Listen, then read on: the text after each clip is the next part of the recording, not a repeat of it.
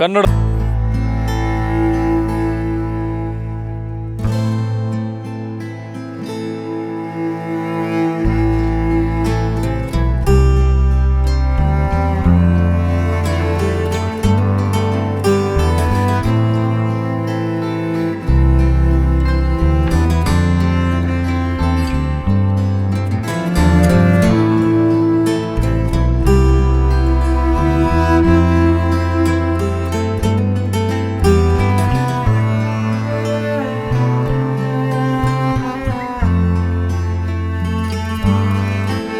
ದ್ವಾರಕೀಶ್ ಅವರು ಇಂದು ಬೆಳಿಗ್ಗೆ ಹೃದಯಾಘಾತದಿಂದ ನಿಧನ ಹೊಂದಿದ್ದಾರೆ.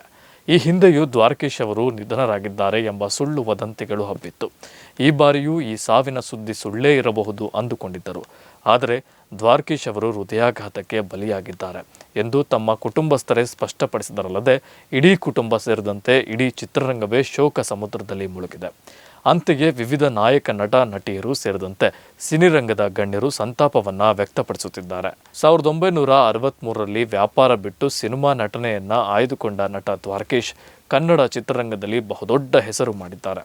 ಹಲವಾರು ವರ್ಷಗಳಿಂದ ಕನ್ನಡ ಚಿತ್ರರಂಗದಲ್ಲಿ ಗಣನೀಯ ಸೇವೆ ಸಲ್ಲಿಸಿದ ಅವರನ್ನು ಬೆಂಗಳೂರು ವಿಶ್ವವಿದ್ಯಾನಿಲಯವು ಗೌರವ ಡಾಕ್ಟರೇಟ್ ಕೂಡ ನೀಡಿತ್ತು.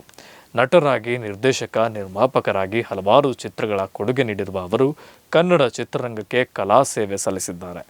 ಡಾಕ್ಟರ್ ವಿಷ್ಣುವರ್ಧನ್, ಡಾಕ್ಟರ್ ರಾಜ್ಕುಮಾರ್ ಹಾಗೂ ಅಂಬರೀಷ್ರಂತಹ ಮೇರು ನಟರೊಂದಿಗೆ ಮಿಂಚಿರುವ ನಟ ದ್ವಾರಕೀಶ್ ನೂರಾರು ಸಿನಿಮಾಗಳಲ್ಲಿ ನಟಿಸಿದ್ದಾರಲ್ಲದೆ ಬರೋಬ್ಬರಿ 40ಕ್ಕೂ ಹೆಚ್ಚು ಸಿನಿಮಾಗಳ ನಿರ್ಮಾಣ ಮಾಡಿ ಸೈ ಎನಿಸಿಕೊಂಡಿದ್ದಾರೆ.